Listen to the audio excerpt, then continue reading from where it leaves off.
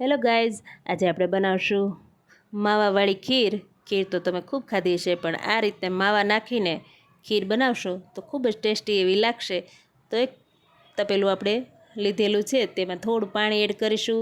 તેમાં 1 લીટર જેટલું દૂધ નાખીશું. થોડું આપણે ઠંડુ એક સાઈડ કરી લઈશું, 1 વાટકી જેટલું, અને ઉકળવા રાખી દીધું છે. મીડિયમ ગેસ ઉપર આપણે સખત ચલાવતા રહીશું, દૂધ નીચે ન બેસી જાય એ રીતના.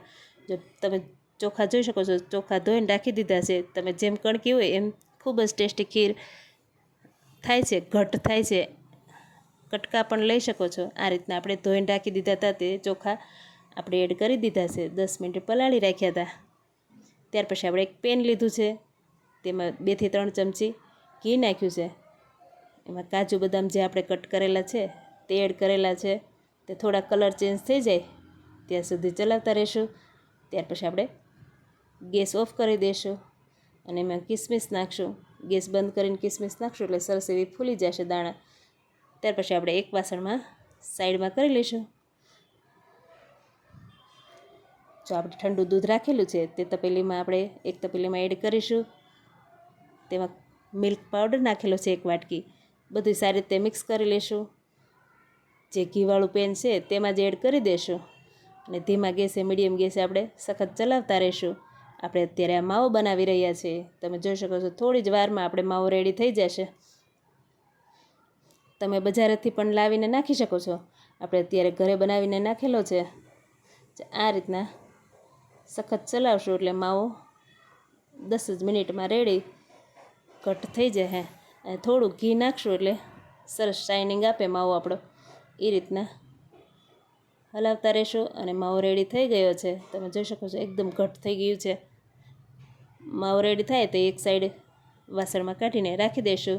ત્યાર પછી આપણે દૂધ જોઈ લઈશું. સાઈડમાં જે તર જામી હોય તે પણ અંદર નાખતા જઈશું અને આપણે ભાત ચડી ગયા છે તે જોવાનું છે. ત્યાર પછી આપણે માવો પણ એડ કરી દઈશું. માવો એડ કરી દઈએ, થોડી વાર ઉકળશે એટલે મિક્સ થઈ જશે માવો.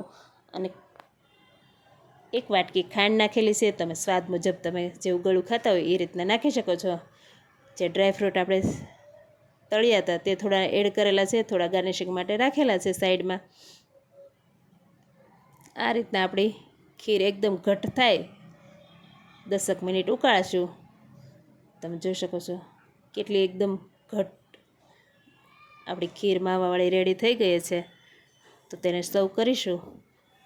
હનુમાન જયંતીએ લાડવા તો બધા જ બનાવતા હોય. મેં એક જગ્યાએ વાંચેલું તો ખીર પણ બનાવી શકાય છે. તો આ વર્ષે આપણે ખીર બનાવીને ટ્રાય કરી છે અને આપણે વિડીયો પણ તમારી જોડે શેર કર્યો છે.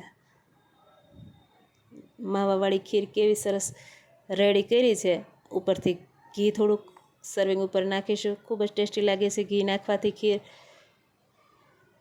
તમને અત્યારે દેખાડી રહીશું કેટલી સરસ ખીર રેડી થઈ છે. ટેસ્ટ તો હું અત્યારે નહીં કરું, આપણે ખીર ધરવાની છે એટલા માટે. જો તમને મારા વિડીયો ગમતા હોય તો લાઇક, શેર અને સબસ્ક્રાઈબ કરજો અને તમે પણ આ રીતના ટ્રાય કરજો. Thank you.